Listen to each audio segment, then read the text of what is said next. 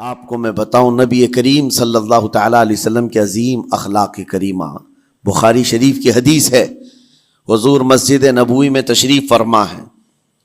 اس وقت مسجد نبوی، آج ہو سکتا ہے آپ کے ذہن میں جو امیج ہے مسجد نبوی کی، بہت بڑی عالی شان مسجد، لیکن وہ زمانہ نبوی میں اس طرح کی نہیں ہے۔ کچی دیواریں تھی، اوپر چھپر کے چھت پڑے ہوئے تھے اور مٹی کی زمین تھی۔ یہ مسجد نبوی کی شکل اس زمانے میں حضور اکرم صلی اللہ تعالیٰ علیہ وسلم اپنے صحابہ کے ساتھ بیٹھے ہیں۔ ایک دیہات کا رہنے والا شخص آیا۔ ایک بات یاد رکھیں کہ دیہات میں، گاؤں میں رہنے والوں کے اخلاق اور تمیز میں بڑا فرق ہوتا ہے، ان کے ہاں آداب کی کمی ہوتی ہے۔ وہ شخص آیا اور مسجد نبوی میں آ کر حضور صلی اللہ علیہ وسلم سے کچھ بات چیت کیا، اور تھوڑی دیر کے بعد مسجد میں ہی کھڑے ہو کر پیشاب کرنا شروع کیا۔ بخاری شریف میں یہ حدیث موجود ہے۔ جب مسجد نبوی میں کھڑے ہو کر پیشاب کرے تو صحابہ اکرام سب دیکھ کر کے دوڑانے لگ گئے، خذوہ خذوہ، پکڑو اس کو، پکڑو اس کو، اور صحابہ دوڑاتے تھے، وہ پیشاب کرتے ہوئے بھاگتا تھا پوری مسجد میں۔ نبی پاک صلی اللہ تعالی علیہ وسلم نے فرمایا دعوہ، چھوڑ دو اس کو، کر لینے دو،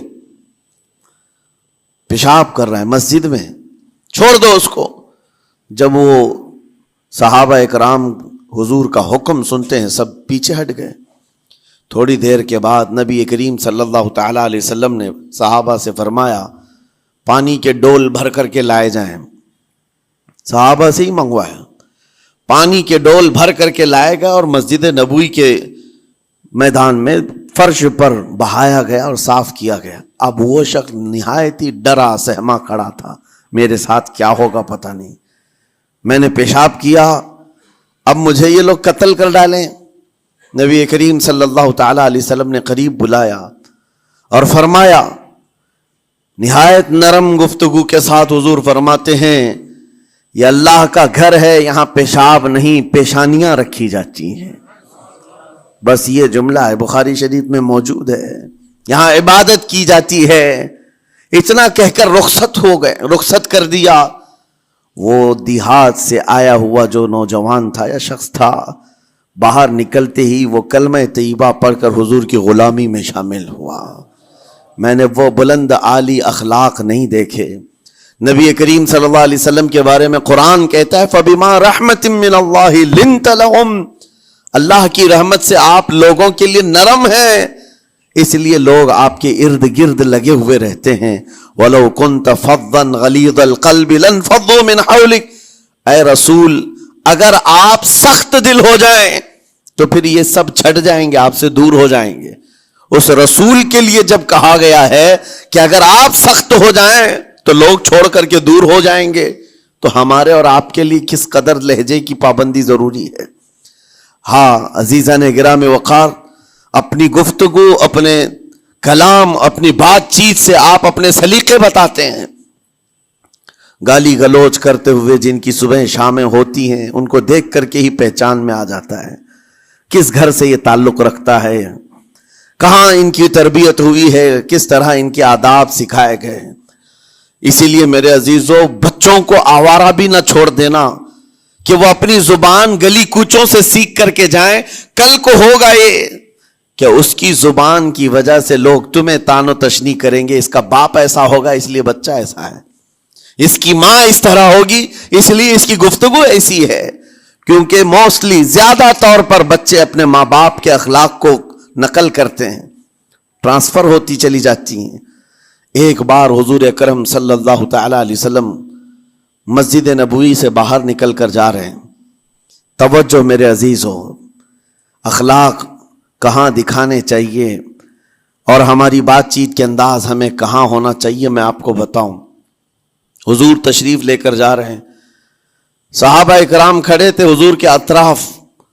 مدینہ طیبہ کی ایک بوڑھی خاتون جس کا ذہنی توازن کھویا ہوا ہے، یعنی وہ دماغی طور پر ڈسیبل ہے، اور وہ آئی جا رہی تھی۔ لوگ جب بھی اس کو دیکھتے راستہ کاٹ لیتے، وہ جس کو بھی پکڑتی تھی سنانا شروع کرتی تھی، جو منہ میں آئے بکنے لگ جائے اور لوگوں کو تنگ تنگی محسوس ہونے لگتی.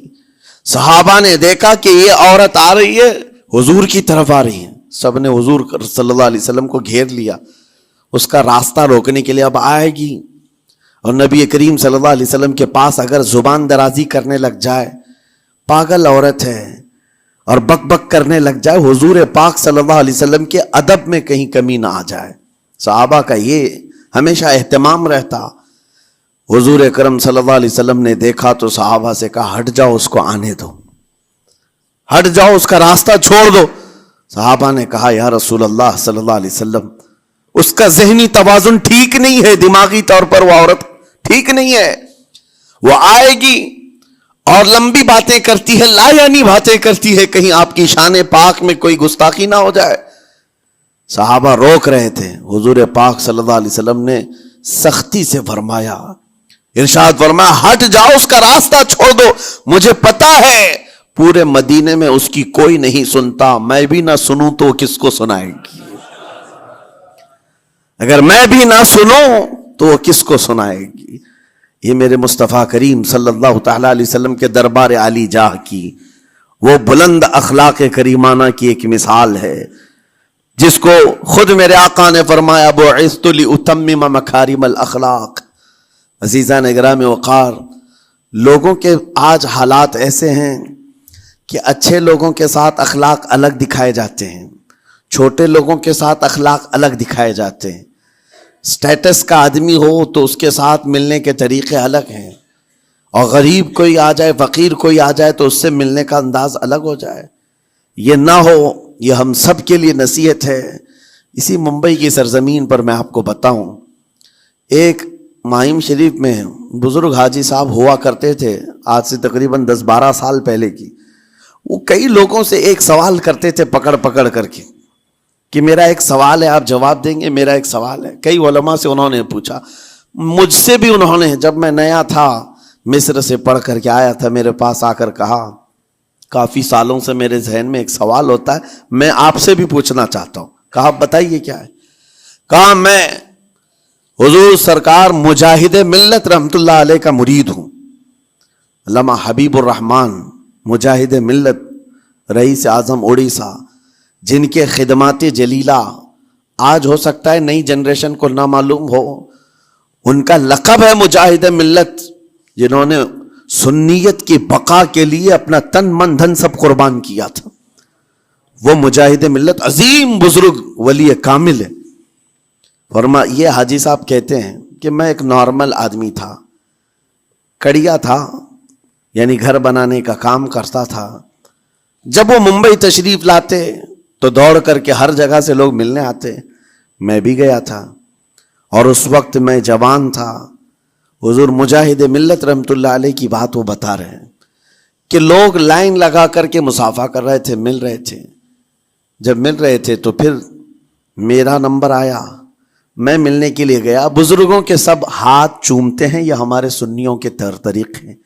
ادب, علماء ذوی الاحترام کے ہاتھوں کا بوسہ لینا یہ مستحسن ہے, یہ ہمارے آداب میں سے, معمولات اہل سنت میں سے.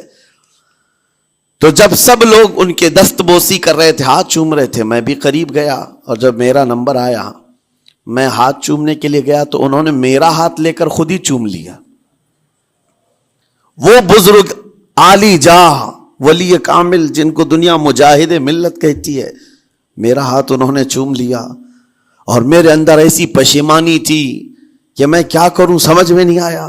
میں ایک معمولی سا کڑیا, اور کہاں ان کا مقام کہاں میرا.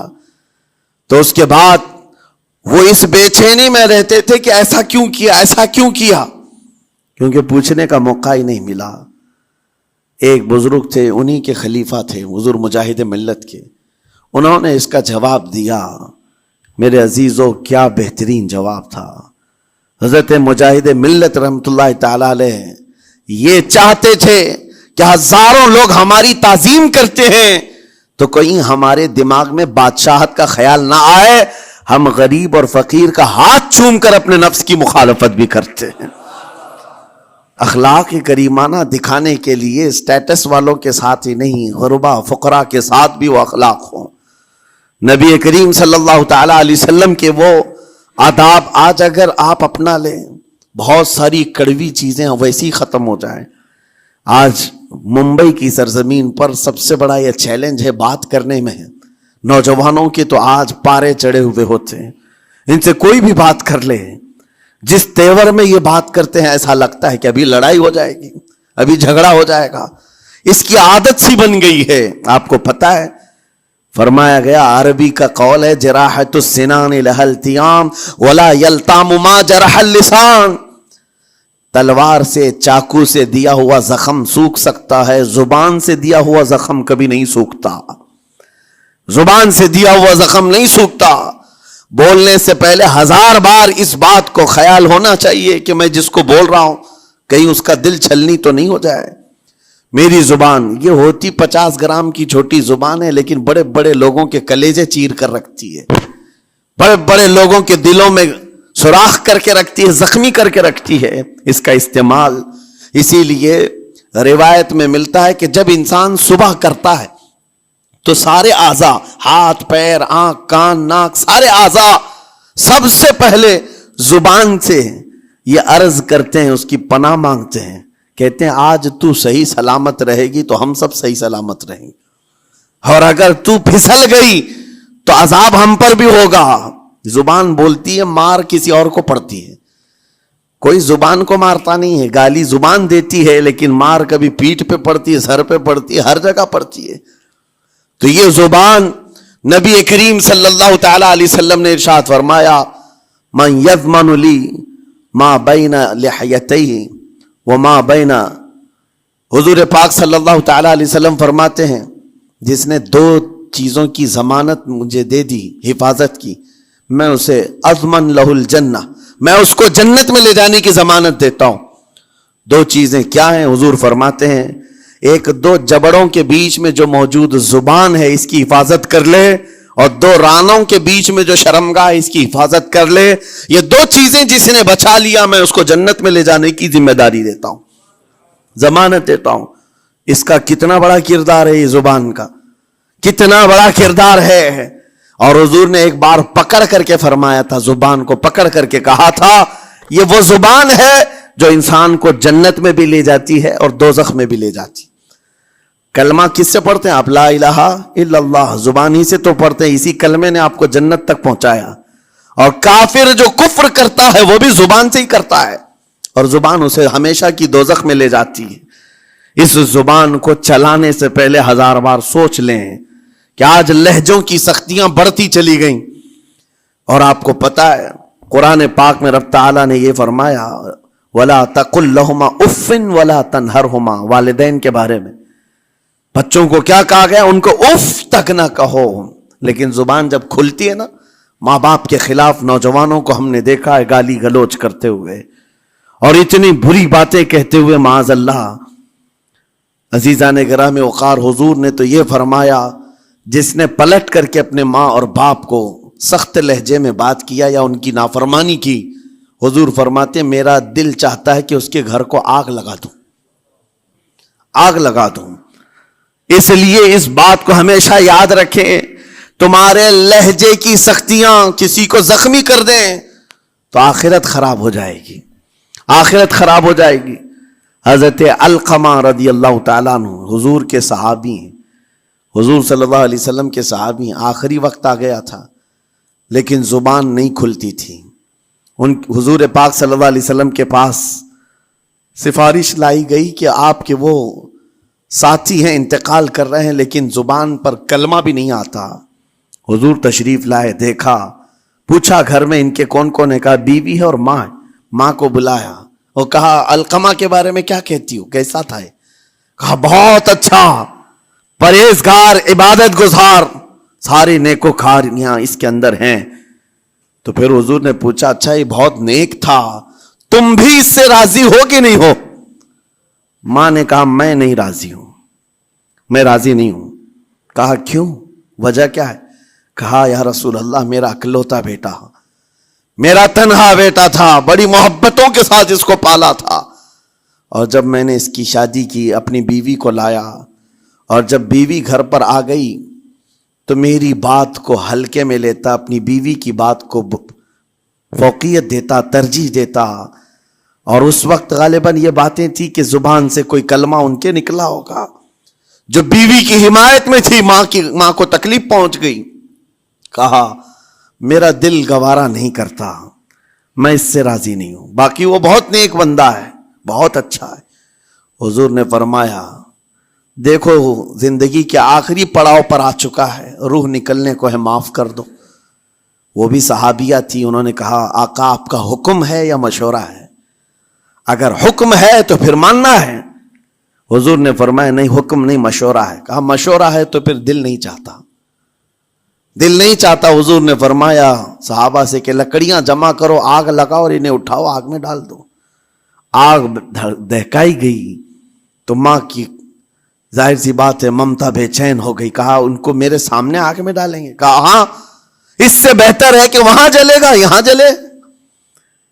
وہ ماں کہتی آقا آپ گواہ ہو جائیں، میں اپنے بیٹے کو معاف کرتی ہوں.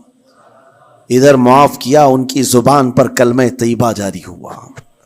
میرے عزیزو یہ بتانا مقصود اس لیے ہے کہ زبان سے دیے ہوئے زخم خواہ والدین کو ہو، یہ معمولی نہیں ہوتے. ہو سکتا ہے آخری وقت تمہاری زبان بند ہو جائے اور کلمہ طیبہ بھی نہ جاری ہو، زبان کھلنے بھی نہ لگے، یہ حالات آ جائیں گے. اس لیے اپنی زبان کا کنٹرول برقرار رکھو. کس سے کیا کہنا ہے، ابھی میں اس کا دوسرا پارٹ بھی بتاتا ہوں زبان کے استعمال کا. یہ نرمی لہجے کے اندر ہونا بہت ضروری ہے، لیکن کچھ جگہوں پر سختی کی اجازت ہے، لیکن وہ مقامات الگ ہیں. نرم لہجہ حضور پاک صلی اللہ تعالی علیہ وسلم کے فرامین میں سے ہے. ایک بات بڑی بغداد مقدسہ میں نے ایک ولی پاک کی زیارت کی، ان کے آستانے پر بھی میں ابھی بیان کیا تھا. حضرت بہلول دانا مجذوب بزرگ تھے اور بغداد کی گلیوں میں کہیں پر بھی بیٹھ جاتے تھے، اور جو جانکار تھے وہ سمجھتے تھے یہ اللہ والا بندہ ہے. مجذوب کس کو کہتے ہیں؟ جس کی یاد الہی میں عقل فنا ہو گئی، ختم ہو گئی، اللہ کے ذکر میں اور اللہ کی یاد میں اپنے آپ کو فنا کر دیا ہے. اس کے اوپر شریعت کا قلم نہیں. ظاہر سی بات ہے شریعت کے سارے احکام اس پر ہیں جس کی عقل سلامت ہے. عاقل ہو، بالغ ہو تو نماز فرض ہے نا، عقل ہی نہیں ہے تو وہ مجذوب ان اولیاء کو کہتے ہیں. لیکن ان کے بارے میں حدیث میں ہے، اللہ کے نبی نے فرمایا وہ ایسے بندے ہیں کہ اگر اللہ کو قسم دے دیں کسی بات کی، اللہ ان کی قسم پوری کرتا ہے. وہ بہلول دانا بیٹھے ہوئے تھے. بغداد کا ایک مشہور تاجر تھا، لیکن خستہ حال تھا، بہت نقصان اٹھا چکا تھا، خسارے میں چل رہا تھا، بزنس پورا لاس میں. اور وہ پریشان حال بہلول دانا کے پاس آیا، گڑ گڑایا، کہا کہ حضور مجھے بچا لیں، رحم کر لیں، میں تاجر ہوں، لٹ گیا ہوں، لاس میں ہوں، کچھ آپ فرما دیں، میں کیسے اس بھنور سے نکلوں. بہلول دانا نے دیکھا، کہا ٹھیک ہے کچھ پیسے بچے ہیں؟ کہا ہاں ہے، وہ بس اتنا سرمایہ ہے کہ مال لیتا ہوں پھر بیچ دیتا ہوں، نفع نہیں ہوتا. بہلول دانا نے کہا ایک کام کر، کالا کپڑا جتنا ملتا ہے سب خرید لے، پورے شہر سے کالا کپڑا جہاں جہاں مل جائے سب لے کر اسٹاک کر لے. کہا جی حضور آپ نے جیسا فرمایا. گیا، جتنا سرمایہ تھا سب لگا دیا، کالا کپڑا خرید کر ایک جگہ اسٹاک کر دیا. اللہ والے کا حکم تھا. لیکن ہوا یہ کہ بغداد کا معمول تھا، 8 دن گزرے نہیں تھے کہ وہاں وقت کے حاکم کا انتقال ہوا. اور جب حاکم کا انتقال ہوتا تو شہر کے جتنے بڑے لوگ ہوتے، رئیس لوگ، وہ اس کے سوگ میں، اس کے غم میں کالا کپڑا پہنتے تھے. اور کالا کپڑا سوائے اس تاجر کے کسی کے پاس نہیں تھا. اور سارے بڑے لوگ پیسوں سے اس کے پاس کالا کپڑا خریدنے آئے. یہ منہ بولے قیمت پر، جیسے تیسے جتنی قیمت پر بولے سب خرید کر لے جاتے. اور پل بھر میں، ایک دن کے اندر وہ بہت بڑا کروڑ پتی بن گئے، بہت مال آ گیا. یہ بات یاد رکھیں، اللہ مال دیتا ہے، اس کے بعد پھر آزمائش بھی ہوتی. مال اتنا آ گیا، اب لے کر کے مستیاں تھیں. چند دن گزرے، ظاہر سی بات ہے مال کو بڑھانے کی تمنا ہر ایک کی ہوتی ہے. کوئی یہاں پر اینڈ کرنے والا نہیں ہے دنیا میں، چاہے اس کا بزنس اربوں پر بھی پہنچ جائے، اسے آگے پہنچنا ہے. چند دن گزرے تھے، 8-10 دن، پھر آیا حضرت بہلول دانا کو ڈھونڈتے ہوئے. ایک جگہ میدان میں یہ مجذوب بزرگ بیٹھے مل گئے. آیا اور کہا، او دیوانے بتا اب کیا خریدوں؟ پیسہ بہت ہے ابھی میرے پاس، بتا دیوانے اب کیا خریدوں؟ انہوں نے دیکھا، کہا کہ لہجہ تو بدلا ہوا ہے، پیسہ بہت زیادہ تھا. کہا کہ ٹھیک ہے کوئی بات نہیں، اللہ والوں کو ان سب چیزوں سے کوئی لینا دینا نہیں.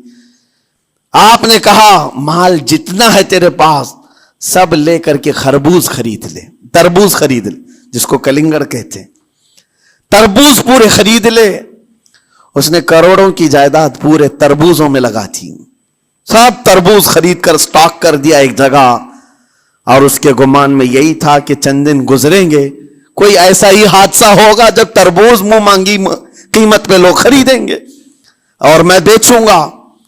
پورا مال تربوز میں لگایا. 2 دن 4 دن 6 دن 8 دن گزرے، کوئی حادثہ نہیں. ادھر تو تربوز سڑنے لگ گئے، وہ تو زیادہ دن سٹاک نہیں کیے جا سکتے، سڑن شروع ہو گئی. پھر تھوڑے دنوں کے بعد پورے کے پورے سڑ گئے. کروڑوں کا مال تربوز میں سڑ کے چلا گیا. وہ کچھ بھی نہیں سکا، کچھ نہیں کر سکا. واپس چیختا چلاتا اسی حالت میں آیا، پہلے سے بھی زیادہ بدتر حالت میں آ گیا ہوں. دوڑتے ہوئے آیا، حضرت بہلول دانا کو ڈھونڈتے ہوئے. کہاں ہیں؟ وہ اسی جگہ بیٹھے ہوئے مٹی میں بیٹھے رہتے تھے. قریب آیا اور کہنے لگا کہ آپ نے میرے ساتھ ایسا کیوں کیا بہلول؟ بہلول دانا نے کہا کیا ہوا؟ کہا میں تو لٹ گیا، تربوز میں پیسے لگائے آپ کی وجہ سے اور پورے سڑ گئے.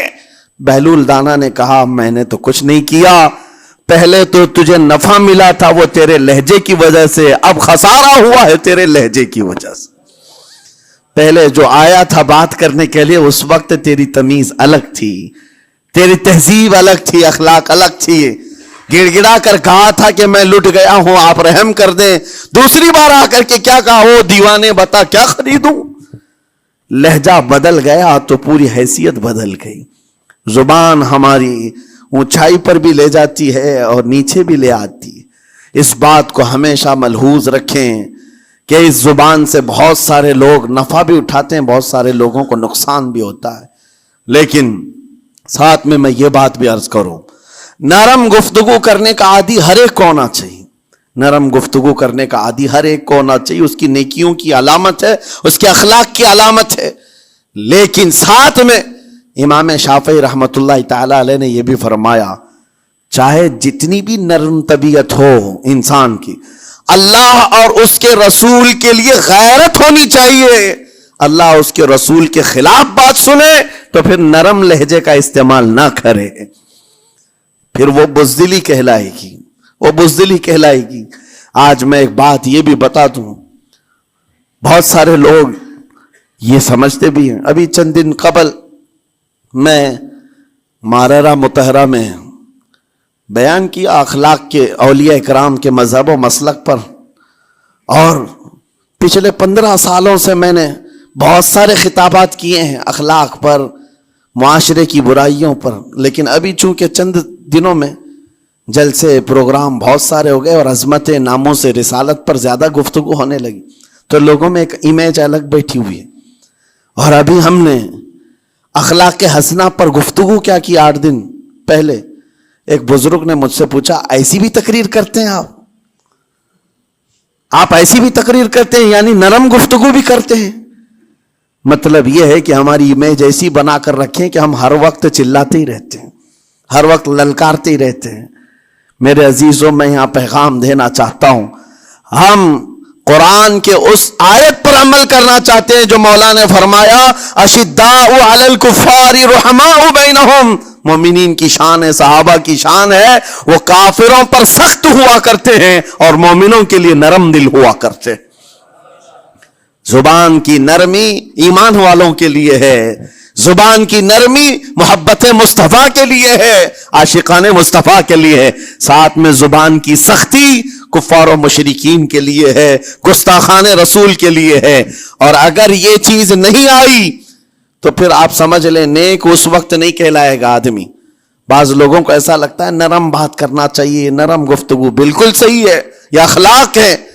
لیکن اگر ایسے مقامات پر جہاں تمہارے نبی کو کوئی گالی دے رہا ہو, رب کی شان میں کوئی بھونک رہا ہو, اس وقت تم کہو کہ اخلاق ہے, نرم بات کرنا چاہیے, یہ بے غیرتی ہے, یہ بے غیرتی ہے. تمہاری بیوی کو اگر تمہارے سامنے کوئی چھو دے اور اس کے بعد تم ہنس کر کے اس سے کہو ٹھیک ہے جائیے صاحب, آپ کو کہا جائے گا بے غیرت آدمی, بے غیرت آدمی ہے. انسان کو اپنی بیوی, اپنی بیٹی, اپنی ماں پر بھی غیرت ہوتی ہے, وہ سنتا نہیں ہے, یہ پیدائشی ہے, فطرت ہے انسان کی. اور مومن کی شان یہ ہے سب سے بڑی غیرت اس کے لیے اللہ اور اس کے رسول کے لیے ہوا کرتی ہے. اللہ اس کے رسول کے لیے. ماں اور باپ کو گالیاں ایک وقت میں برداشت کر بھی لے جائے, لیکن اللہ اور اس کے رسول کی شان میں وہ ہرگز برداشت نہ کرے. یہ ایمان کی علامتوں میں سے ہے. بہرحال میں نے زبان کے دونوں استعمال آپ کو بتائے. سخت لہجے بھی ہیں, نرم لہجے بھی ہیں, لیکن جب آپ کا پالا کسی گستاخ سے نہ پڑے تو ہمیشہ نرم گفتگو کرنے کے عادی بنے. مومنین میں نرم لہجے کا اختیار ہمیشہ رہے. اس سے اخلاق آپ کے بتائے دکھائے جاتے ہیں, اس سے آپ کے اخلاق معلوم ہوتے ہیں, ساتھ ہی معاشرے میں نرمی اور محبت کا ماحول بھی قائم ہوتا ہے. ڈانٹنے کے طریقے بھی میں آپ کو بتاؤں. میرے استاد, میرے والد گرامی فرمایا کرتے تھے, حضور حافظ ملت رحمت اللہ علیہ جو الجامعۃ الاشرفیہ مبارک پور کے بانی ہیں اور بڑے محدث جنہوں نے ایک نہیں ہزاروں عالم پیدا کیے, اس ہندوستان کی بات کر رہا ہوں. حافظ ملت رحمت اللہ علیہ پوری بخاری شریف پڑھاتے تھے. تقریباً 40 سال تک انہوں نے پڑھایا بخاری شریف. میرے والد ان کے شاگرد ہیں. فرماتے ہیں جب وہ بہت زیادہ ناراض ہو جاتے کسی سے, ڈانٹنا ہوتا, ہر استاد بچے کو ڈانٹتا ہے, کبھی کچھ بچہ نافرمانی کر جائے یا مزاج کے خلاف بات کرے تو استاد ڈانٹتا ہے. تو حافظ ملت رحمت اللہ علیہ اگر کسی شاگرد کو ڈانٹتے بھی غصے میں تو کہتے ہیں اے جنتی کیا کر رہا ہے. کہتے ہیں اگر یہ جملہ قبول بھی ہو جائے تو بچہ جنتی ہو جائے. لہجے کی یہ استعمالات اولیاء سے سیکھو میرے عزیزو. غصے پر کنٹرول اس وقت تمہارے اخلاق معلوم ہوتے ہیں جب تمہارا غصہ عروج پر ہوتا ہے. اس وقت تمہاری حقیقت لوگوں کے سامنے آتی ہے. وہ اپنے شاگردوں کو ڈانٹتے بھی تو جنتی کہہ کر ڈانٹتے ہیں, یعنی کوئی گالی نہیں ہے, کوئی برے کلمے نہیں ہیں, بلکہ ایسا جملہ ہے کہ اگر قبول بھی ہو گیا استاد کی زبان سے, اس کی تو زندگی وصول ہوگی, اس کا بیڑا پار ہو گیا. ہمارے درمیان ماں باپ کو بھی یہ چاہیے کہ بچوں کو کس طرح کے اخلاق آپ دے رہے. گفتگو کرنے کے متعلق قرآن میں اللہ تعالیٰ نے آداب بتائے ہیں. جب آپ گھروں کے اندر موجود ہوں تو بچوں کے سامنے کس طرح کی گفتگو کیا کریں گے, کیسی بات کریں گے. شوہر اور بیوی جس طرح کی باتیں کر رہے ہیں بچے کے دماغ میں وہ پورا کا پورا چھپتا ہے, ٹرانسفر ہوتا ہے. اسی لیے کہا گیا ایڈلٹ گفتگو کبھی بھی بچوں کے درمیان نہیں کی جائے گی. جو میچورٹی میں نہیں ہے ان بچوں کے سامنے ماں اور باپ بیٹھ کر کے کلام بھی نہ کریں, بات نہ کریں. معاشرہ تو آج ایسا ہے سب پوری فیملی لے کر کے بیٹھے ہوئے ہیں, اور حد تو یہ ہے کہ گندی فلمیں سامنے لگی ہوئی رہتی ہیں. وہ کیسے بچا پاؤ گے؟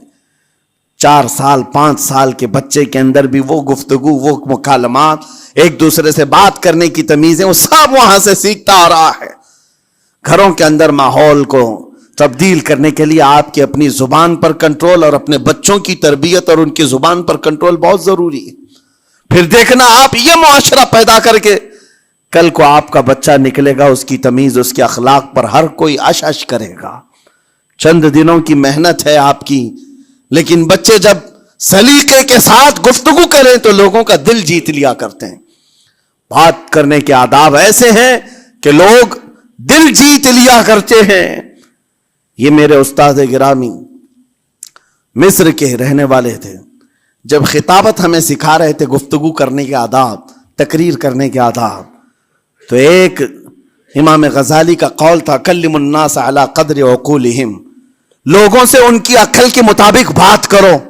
اس پر وہ سمجھاتے ہوئے ہمیں ٹریننگ دیتے تھے اور کہتے تھے کہ تمہارے پاس آنے والے کئی طرح کے لوگ ہوں گے، اگر تم امام ہو، اگر داعی ہو، خطیب ہو، مقرر ہو، کوئی غریب گھر سے، کوئی بڑے امیر گھر سے، کوئی پڑھا لکھا آئے گا، کوئی جاہل ہوگا، کوئی بدتمیز بھی ہوگا، کوئی نیکوکار، کوئی گنہگار، سب طرح کے مکس مجموعہ تمہارے پاس ہوگا. ان سے خطاب کرنا، ان سے بات کرنا، کس انداز سے بات کرو گے، کیسے ان سے کلام کرو گے. میرے عزیزو، یہ ہمارا اپنا ہنر نہیں ہے. ہم جو آپ کے سامنے گفتگو کر رہے ہیں یہ ہمارا فن نہیں ہے، یہ اپنا پیدا کیا وہ ہنر نہیں ہے. ہمیں سکھایا گیا تھا صرف اور صرف آپ کو اس مجمع سے اور یہ آئے ہوئے جمع غفیر سے بات کرنے کے لیے ایک ہی اسلوب اپنانا ہے، دیکھنا ہے کہ رسول اللہ کیسے بات کیا کرتے تھے. میرے آقا صلی اللہ تعالی علیہ وسلم کا اسلوب اپناؤ. حضور کے خطبے دیکھو، حضور جب خطاب کرتے، ظاہر سی بات ہے مسجد نبوی میں اس وقت بھی لوگ، ہر طرح کے لوگ آتے، دیہات کے بھی تھے، شہر کے بھی تھے، اعلیٰ دماغ والے لوگ اور کئی الگ الگ قسم کے لوگ آتے. حضور کا خطاب سب کے لیے تھا. عزیزان گرامی، ان سنتوں پر عمل کر کے آج آپ اپنے لہجے کو بہتر بنا سکتے ہیں. بس میری گفتگو کا خلاصہ یہی ہے کہ اللہ تعالیٰ ہمیں زبان کا صحیح استعمال عطا فرمائے، ورنہ یہ زبان کی سختیاں اور اس کی کڑواہٹ ہمیں دوزخ میں بھی لے جاتی ہے، دوزخ تک لے جا سکتی ہے. اللہ تعالیٰ اس کی مکاریاں، اس کی عیاریاں اور اس کی شرانگیزیوں سے ہم سب کی حفاظت فرمائے. ساتھ میں یہ بھی میں بتا دوں، وہ زبان پاک نہیں بولتی، وہ زبان پاک نہیں بولتی جو حلال نہیں کھاتی. یہ بھی بزرگوں نے فرمایا ہے، یہ زبان پاک نہیں بولتی جو حلال نہیں کھاتی. اسی سے ہر کچھ گزرتا ہے، اندر پیٹ میں جاتا ہے. حلال لقمے اس سے گزارو تو زبان پاک بولے، اللہ کا ذکر کرے اور تمہیں زبان میں وہ لذت آنے لگ جائے. لیکن اس سے حرام لقمے گزارتے رہو گے، اس کے لہجے کی سختیاں بھی آ جائیں گی، اس کے اندر کڑواہٹ بھی آ جائے گی، گالی گلوچ، یہ سارے استعمالات یہ زبان کرنے لگ جائے گی. کیوں؟ اس سے حرام لقمے جو گزارے جا رہے ہیں. اس چیز کا بھی خیال ضروری ہے. زبان کو جس طرح کا پیٹرول دو گے ویسی چلے گی یہ گاڑی. جس طرح کا ڈیزل اس کے اندر ڈالتے ہو، حرام یا حلال، یہ بہت معنی رکھتا ہے. اور ایک بات یہ بھی سن کر کے چلے ہیں کہ حضرت سلیمان علیہ السلام کے زمانے میں ایک مناظرہ ہوا تھا علماء کا. بعض لوگوں نے کہا کہ انسان کی ایک جماعت تھی، انسان کی زبان افضل ہے، منہ افضل ہے، اس لیے کہ وہ اللہ کا ذکر کرتی ہے. بعض نے کہا کہ نہیں، انسان کے پیچھے کا مقام اچھا ہے، اس سے بہتر ہے. یہ دونوں کی تکرار میں حضرت سلیمان علیہ السلام کے پاس بات آئی، آپ بتائیں. تو ان سے پوچھا تم اتنی بڑی بات کیوں کہہ رہے ہو؟ اس کے پیچھے کا مقام اچھا ہے. کہا کہ اس لیے کہ وہ صرف نجاست نکالتا ہے، وہ صرف نجاست نکالتا ہے، وہ مقام غلاظت باہر کرتا ہے، غلاظت اندر لیتا نہیں. زبان غلاظت اندر بھی لیتی ہے، حرام کھاتی بھی ہے، لوگوں کو زخمی بھی کرتی ہے. ان علماء کی دلیل تھی.